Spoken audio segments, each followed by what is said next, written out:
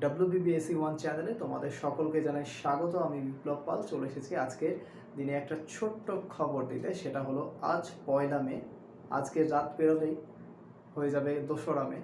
আর এই 2 তারিখেই কিন্তু প্রকাশিত হতে চলেছে মাধ্যমিক 2024-এর ফাইনাল রেজাল্ট।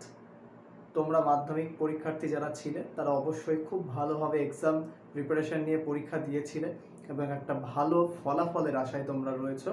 আশা করছি তোমাদের আশানুরূপ ফল হবে এবং অবশ্যই তোমরা তোমাদের উচ্চশিক্ষার দিকে আরও অগ্রসর হবে।